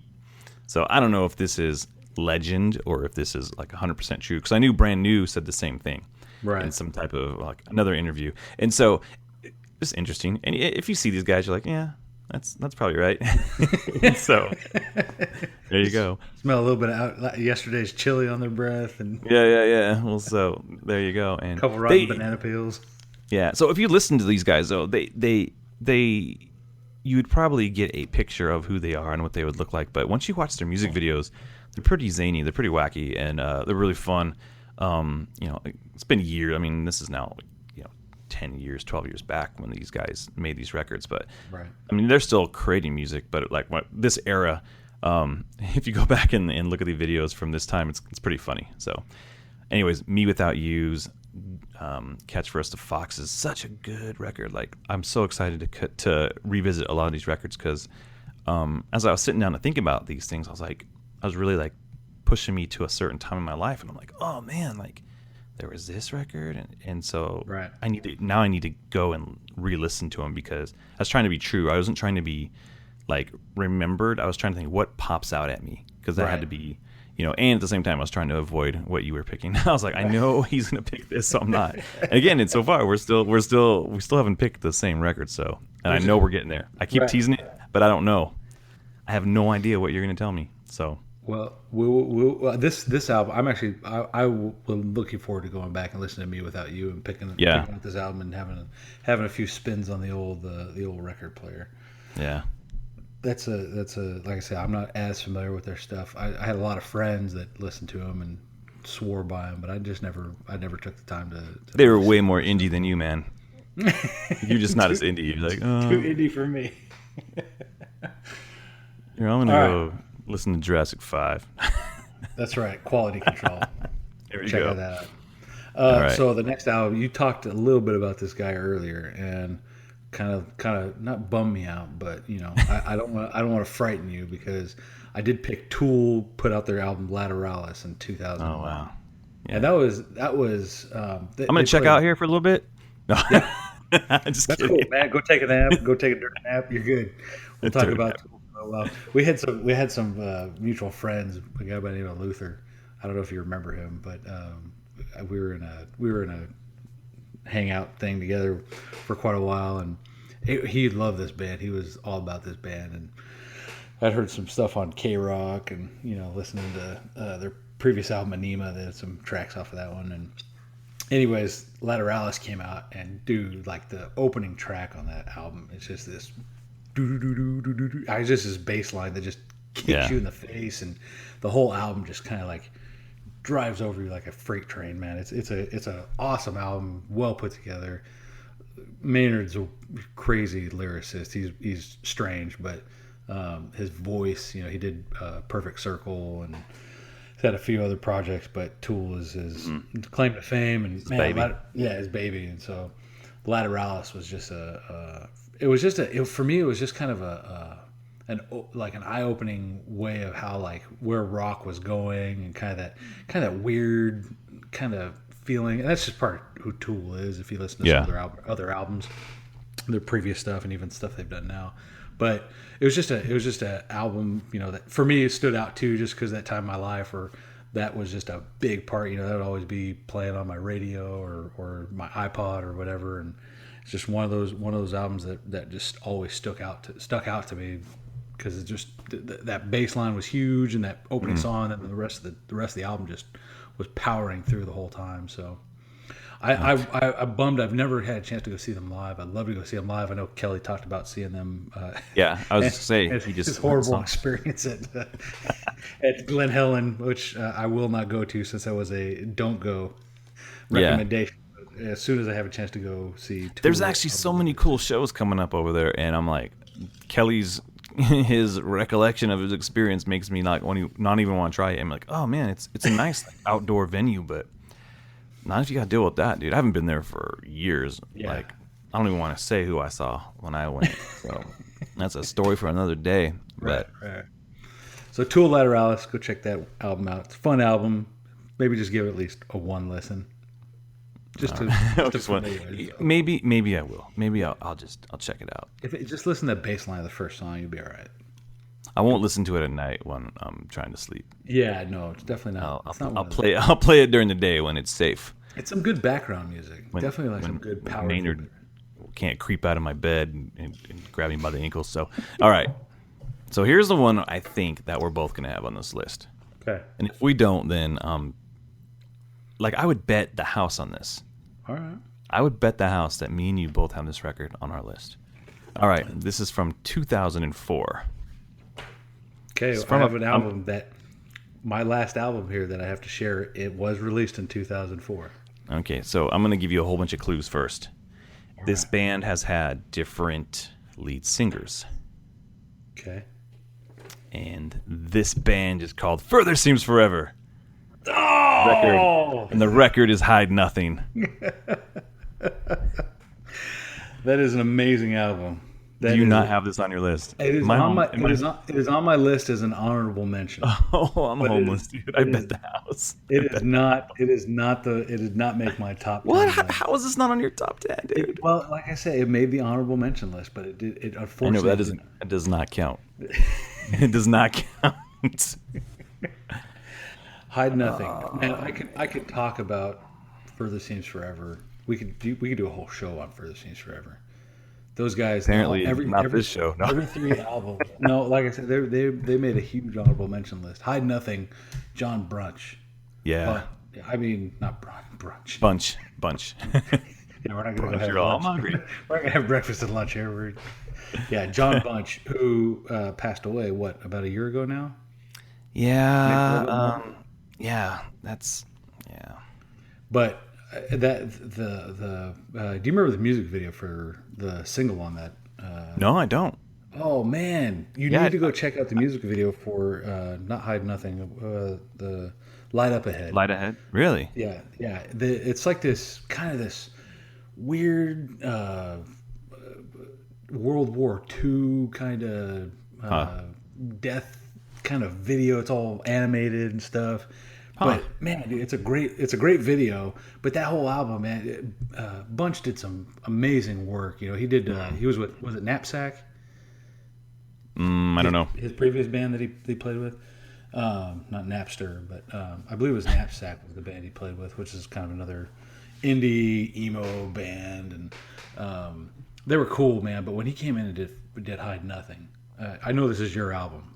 And this is my album. It only made the honorable mention list, not mine. But man, so for those of you that don't know, all the guys from Further Seems Forever, except for all the lead singers, were in this other band by the name of Strong Arm, which was another amazing hardcore band on Tooth and Nail Records. And they were all the reason why Further Seems Forever worked so well is one, because they all played together for a very, very long time together in this hardcore band before they started doing Further Seems Forever. But they're all like crazy time signatures, and just how they put the music together was just nutso. And if you listen to Further's previous 2 albums, Moon Is Down, How to Start a Fire, they and even if you listen to Hide Nothing, they have a lot of these kind of weird kind of jumps between choruses and verses and stuff, and they put them together in such a just unique way. And that's why I think Further Seems Forever just was the band that they were for as long as they were. I think they released another album back in like 2000 or 2011 called Penny Black, which was terrible. Brought back their first lead singer, Chris Garaba from Dashboard Confessional. We saw them play at the Glass House, or not the Glass House. It was Anaheim out at the. You weren't a fan of the Caraba days, huh? No, I liked Moon Is Down. Moon Is Down was great, man. That's where I got introduced to them. But when they did Penny Black, man, it was not the first three albums at all. It had like one or two okay hits, but the first three albums were amazing. And Hide Nothing was great. I got to see them on their final tour down in San Diego with John when they played down there. At really? Sports Arena. Yeah, me and my wife and our buddy Rob went down and saw them play, and that was it was great to watch them live. It's sad because sorry, you said John was in a different band, but I thought he was in Sensefield. Wasn't he? Yeah, I'm sorry, not Knapsack, Sensefield. Thank you. Okay, yes. I was like, sorry, it's just kind of sad because, he has a cool legacy and some cool bands, right? Like Sensefield was a good band. Like, I don't know why I was thinking he was in Knapsack. My mistake. But no worries. I just kind of had like a brain, like, what was that one? Like, how Isaac is way cooler because I don't know that band. what you were like talking about is like really like I was just kind of like, oh, what happened there? But just sad, like, because when someone who's just super talented and they go and he died on a suicidal overdose or like he was and this kind of sucks. But that record, man, like, I hope that's just a gift to his family. They can hear that and just know what a good record that was, And, well, yeah, I mean, so good. So I don't mean to bum anybody out. I just really it's just like it's such a good record. Right. Yeah. The Hide Nothing, I think, was for me the pinnacle of Further's career. And their discography. It felt. I mean, as much as I hated to see them kind of break up. I think it was like maybe a year or two after that album came up, and they didn't really. The bummer part about them, they didn't really tour a whole lot. They just didn't. That wasn't really their thing. I think one or two of them were teachers back in Florida, so they could only really tour during the summertime. Yeah. And then they had other jobs that they were doing and whatnot, but so it wasn't really feasible for them to go out and tour a bunch. But I did actually get to see them about a year and a half ago. They did a reunion tour, and they were touring with the guy from what's his name, Gleason, who did the How to Start a Fire album. They were doing a tour with him about a year and a half ago, just doing small little clubs. They were playing down in Houston, and it was fun to go see them. They played a lot of the old songs. They did some tribute to John and played some of the songs from all the albums and stuff. It was good to see them. But yeah, they couldn't tour a whole lot because they were all busy doing lives and having kids and families and all that sort of stuff. So it was great to be able to see them when they did their farewell tour back in whatever it was, 05, I think it was. And all that stuff. But cool. Excellent choice. And I probably should have included them on my top 10, but it's cool, man. I got you back. Thank you. I appreciate it. I got your back right there, dude. I got to tell you, Justin, I am super bummed because we are down at the end of the list. I know we are. And this is like you said, this is not in any particular order, and it certainly wouldn't have been at the top of my list, but it is on my top 10 list. And this was a band that was in 2004. Okay. They did have multiple singers. Oh, man. I wonder, dude, okay, keep going. So, what the heck are you saying?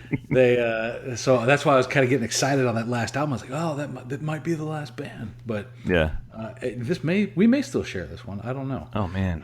But the album, They're Only Chasing Safety, which was done by the wonderful band Underoath.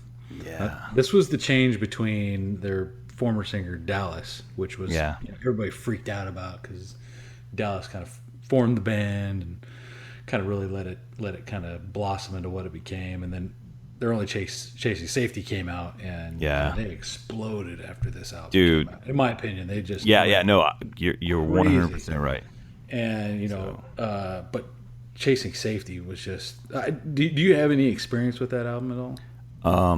It was I bought it because I wasn't into Underoath. I wasn't into the first iteration, you know. Right. So once I heard, I think it was going back to Dangerous Business. I think I heard that song on a like a solid state like a sampler or something like and right. I was like, this is freaking cool. Okay, let me because I was getting back into like a little more metal and stuff through again during that time of my life. I was getting back into a little more of like the hardcore scene of just of music and hardcore and metal kind of. It was funny, they kind of they're so different but they so are on the same scene again at that time. So it was really weird. So I was just starting to get into more of that style of music, and I'm like, all right, I'm gonna check out Underoath, and there's a little bit of resistance because of so many people were so into it, and I was like, I'm not a bandwagoner, but this is just really good. Right. So, and anywho, so I like Spencer. Like I just like the back and forth with oh gosh, what's his name on drums? I can't think of his name, but Aaron Gillespie. Yeah, hey, there you go, the guy. So yeah, so it was such a good record, man. Just a lot, so many.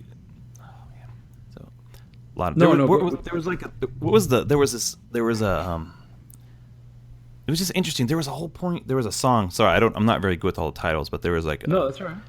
Before It's Dangerous Business, there was like this like all instrumental like song before that was rad. Are you talking about on the album? Yeah, on the album. Sorry, I'm jumping into the album now. I'm just like okay, it was a cool record, dude. Well, they had it was called the Blue Note. Okay. I think it was like a minute long track or something like that. Yeah, just I remember it being different for me. I was like, oh, okay, this is a cool record, man. Right. Well, they also had the end track on that album, Some Will Seek Forgiveness. And they also did a like a special edition version that had, I think, like 3 or 4 other tracks on it. But the last song on that album, Some Will Seek Forgiveness and Others Escape, it goes into like this really kind of soft, kind of beautiful, kind of melodic. It's real, just kind of this chill kind of thing. And then they get kind of Underoath-ish and get after it at the end of it. But yeah, the instrumental was great because it was kind of like this cool break that was just like, yeah, this is. I mean, it's I think I have the special edition. Okay, gotcha. That's the thing. That's the one I think I have. Okay, yeah, it has like because I didn't get it right when it came out. I think I got the special. I think I got it at Best Buy or something like that. Okay, right. Yeah, I think the special edition was kind of like a stylized cover of the original one with the girl with the oxygen. Yeah, it had it does. It had like a green. It was green or something like that. Right. It's like painted green and bluish and all that. Right. But if you want a fun fact on this album, or from this band, they shared the same producer as Further Seems Forever did. Well, look at that. James Paul Wisner, who did a whole bunch of albums.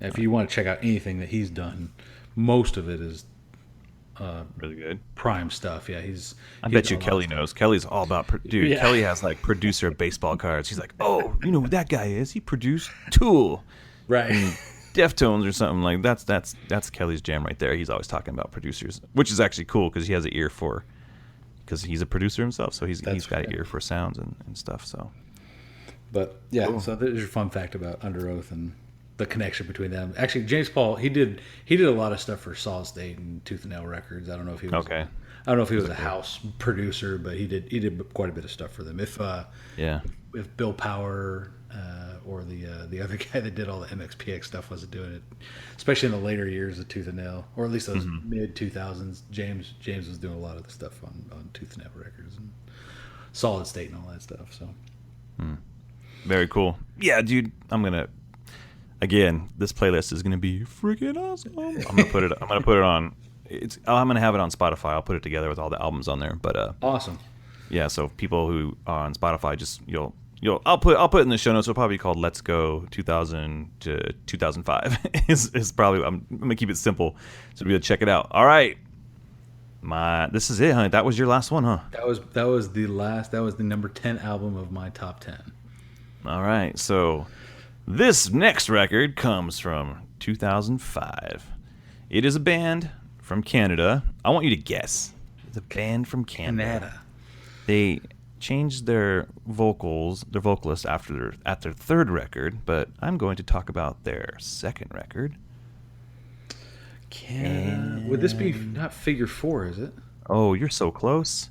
Oh, so would it close. Would it be about some kids that came back from something? Yeah. Yeah, okay. Yes. Yeah. Wake the Dead. Yes. Oh, man, dude. That brings it back, man. Dude, Comeback Kid was freaking awesome, dude. Sorry, that band, dude. That band.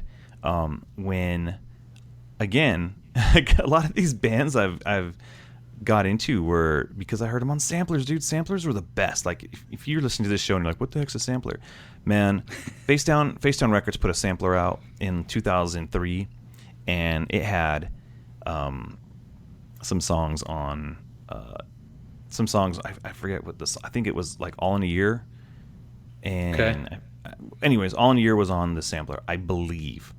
And I was like, what the heck? This band popped and there was good bands on there was like Evergreen Terrace and like Sinai Beach and stuff like. There was rad bands on this sampler. Right. I was like, who the heck is Comeback Kid? Went to freaking Sounds Like Music, or not Mad Platter, and bought that thing. But anyways, I'm not even talking about that record. I'm talking about their second record, which was Wake the Dead, and that record was badass, dude. I love that record. Such a good record. And anyways, so I just think that out of all of the records, I think this one's my favorite, man. It just kicks you, dude. It's like under a half hour, and it just punches you right in the face, and it's like such a good hardcore record, and it is going to definitely make you want to pull some turnips and do some windmills, and probably hurt yourself and hurt others. But I don't even care. It's so good. And the best part about it, and this is one of the coolest parts about it, and probably why I like it so much, is it's produced by Bill Stevenson.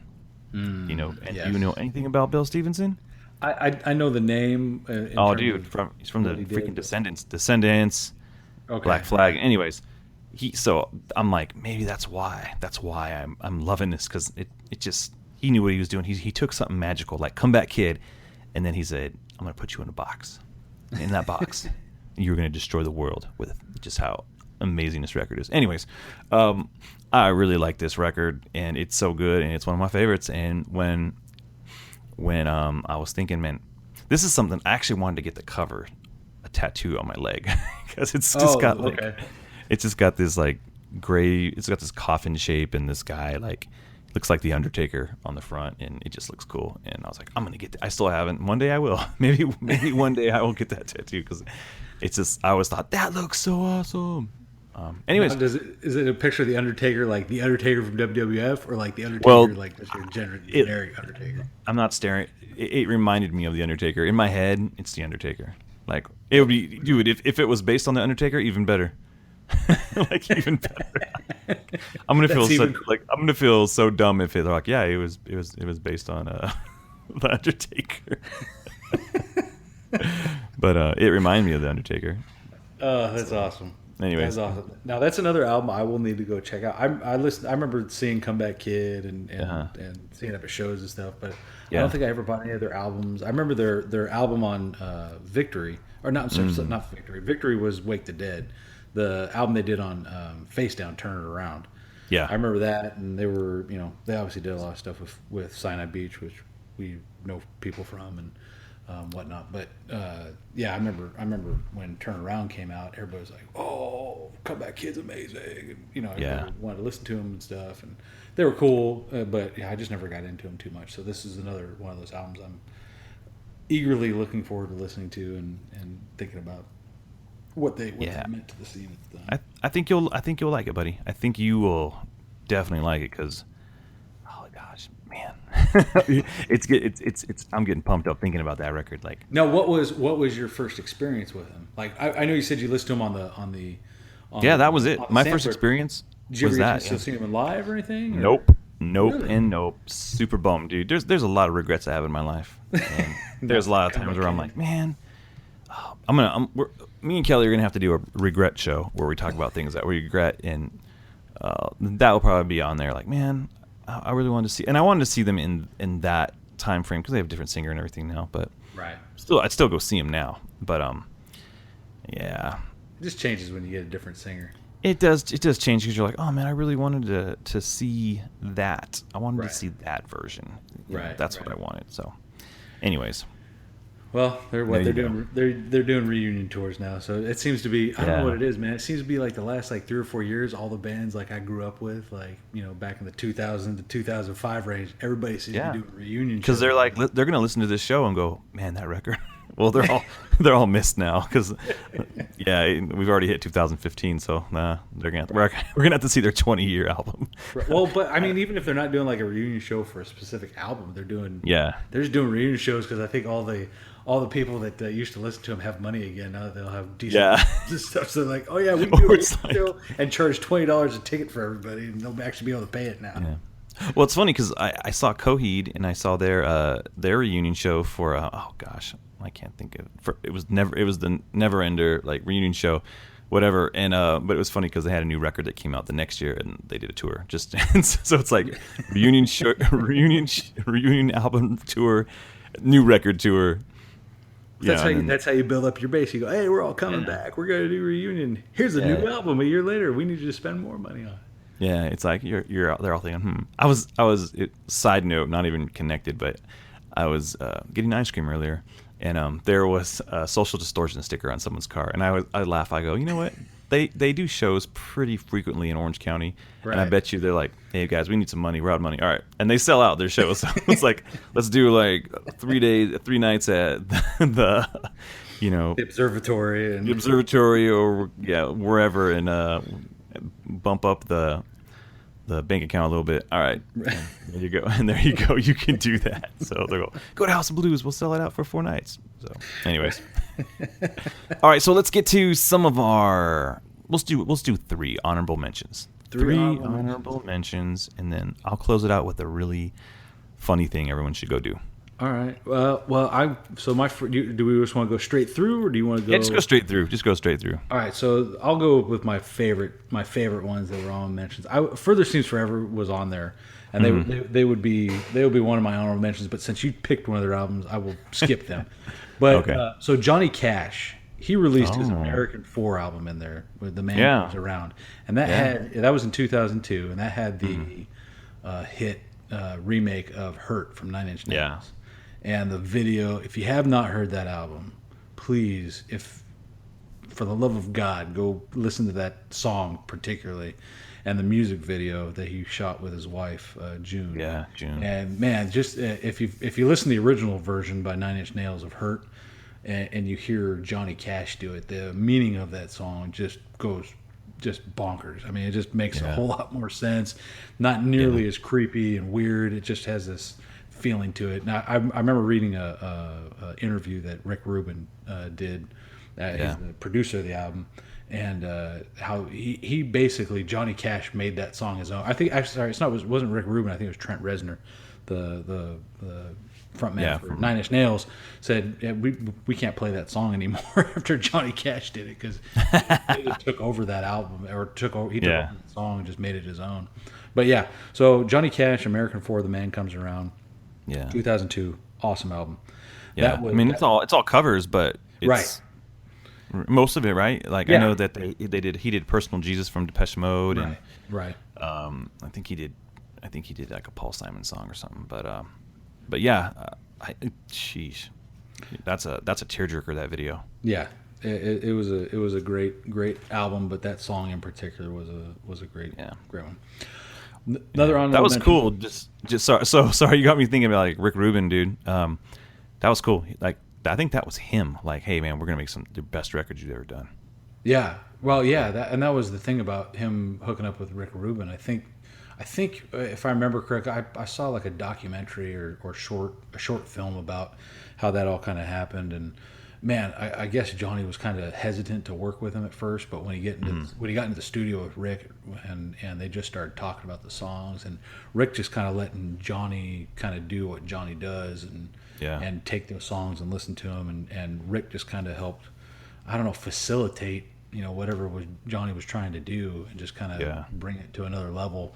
I would say, I mean, there's a lot of, and Kelly could probably speak more to it than I could, but there was a lot of magical relationships between producers and artists, but like the relationship between Johnny and Rick, I don't think that those albums that he did with him would have been what they were without Rick, being a part of that. And I think that just spoke to the relationship that they developed, as they got to know each other and work together on those albums over the couple years that they did, or the few years that they did them. So yeah, that was a great album, great relationship, great producer. Check out some of Rick Rubin's stuff too, but Johnny Cash is timeless and classic. So anyways, and all of his good stuff had been released years before. So anyway, so Johnny Cash, American Forward, The Man Comes Around. Check that one out.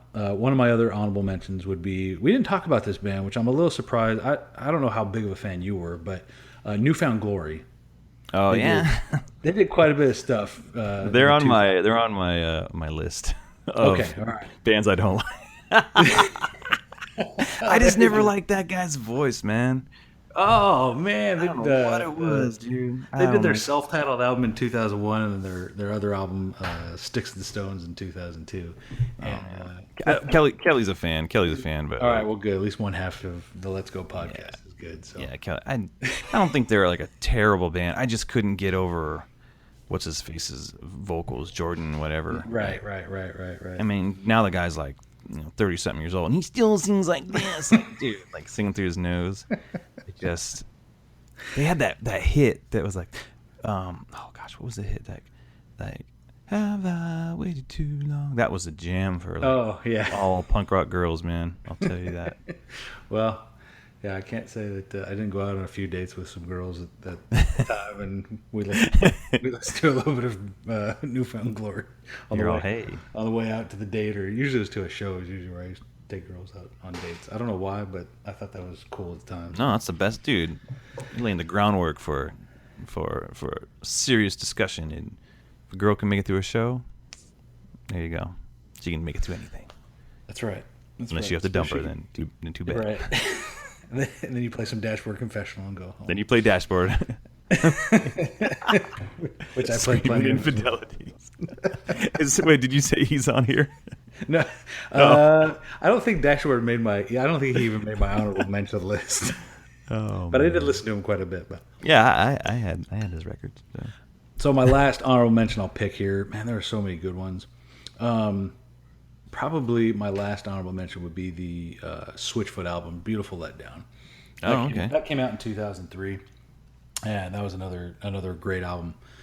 They'd done a few albums before that, but Beautiful Letdown came out, and I think they had some songs on a soundtrack, a movie soundtrack, and they just kind of became big. And I don't know, it was kind of a chill album. I wasn't ever really into like the Christian music scene per se, like a lot of it was cheesy to me for a long time.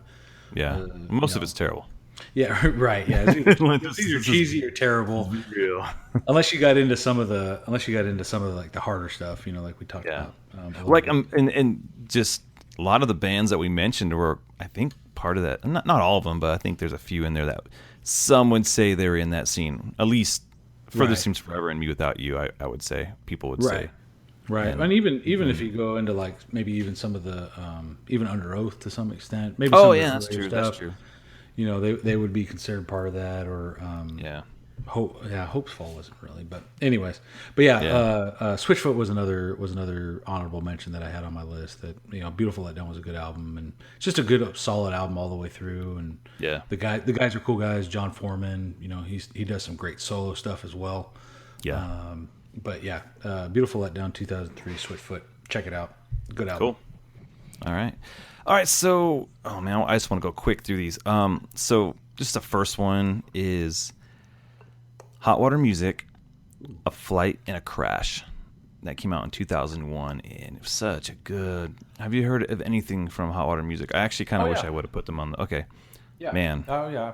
I wasn't a huge fan, but yeah, they were part of the scene. They were big in that whole scene for a long time. I think they're still playing, if I remember correctly. Oh yeah. Like I feel like they broke up one time, but yeah, Kelly, number one fan, dude. He's just like he's all about those guys, dude. And they Chuck Reagan, just that voice, man. He's just got a great voice and good band. So go and check out Hot Water Music and check out Flight in a Crash. It's such a freaking great record. Like, I want to make this a list of 13 things. So my next one, this was, I don't know why. I'm not embarrassed, but part of me is like, I don't know why I'm not embarrassed, but I really, really loved this record from My Chemical Romance. 3 Cheers for Sweet Revenge. There you go. Love that record. And the silly part is, I used to have a crush on the dead ballerina dancer in the video for Helena. I don't know what it was. I was like, oh man, that's such a what's up, girl? Hey, but you're dead, and now you're dancing. A bunch of gothic kids from Hot Topic. So, whatever. That's right. We can still be friends. Yeah, it's just one of those deals, and there you go. So then the last one, man. So I don't know. Again, part of me is I'm hoping people knew about this band, but Snapcase. Oh man, yeah. So they had a band, End Transmission and Bright Flashes, and again, kind of in that they recorded the same thing. They recorded in with the same guy who did Hot Water Music.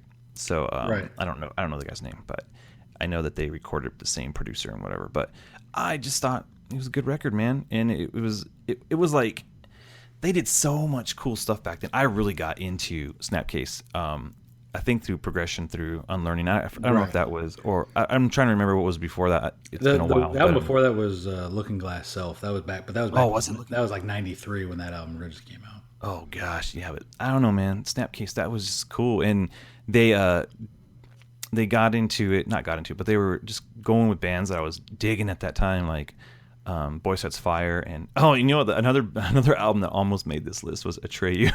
With Suicide. I know. People will hate on that band, but I freaking loved that freaking band, dude.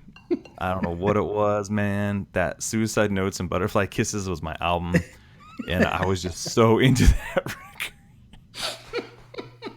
record. It was cool, and their drummer sounded like Ozzy Osbourne a little bit when he sang. So anyways.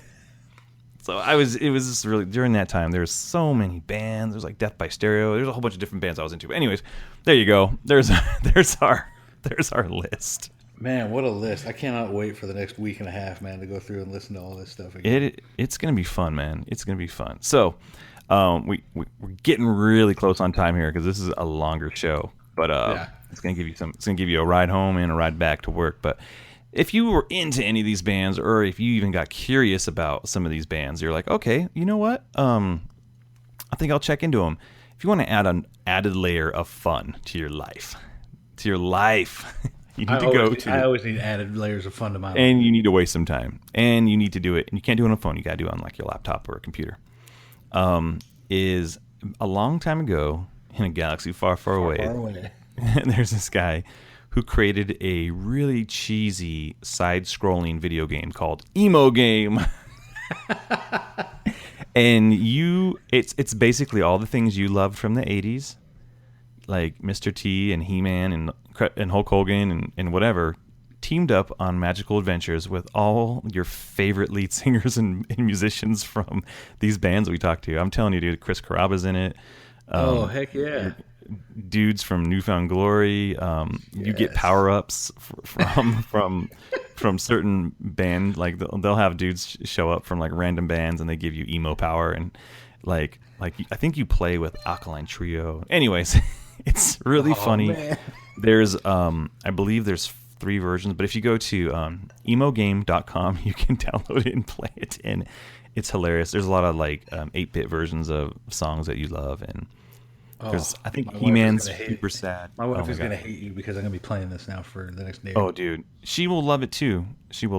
So go to emogame.com, and it's great. Do you get extra points do you get extra points if your hair covers one of your eyes more than that's a power up, dude. No. Is that power up? Yes. No, I don't remember. I remember playing them and like, oh gosh, it's the best. So how sad you can make your face look. Does that you get extra points for that or power up for that?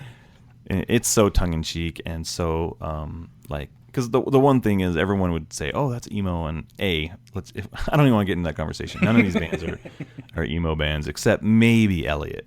I would say if I had to say any band on this list was like an emo band, they would qualify as probably be them and like the band Mineral, and that's it. So there you go. Anyways, Isaac, thank you so much, man, for being a guest. So fun. I have on the Let's Go podcast. I appreciate your hospitality as a host. You've been wonderful. It's been a lot of fun reminiscing about wonderful bands and wonderful music. Yeah, it's I always want Kelly to be here because Kelly is, you can't have peanut butter without the jelly, and Kelly's my jelly. That's right, the partner in crime. But if you run out of jelly, sometimes it's okay to put honey on that peanut butter, or even bananas.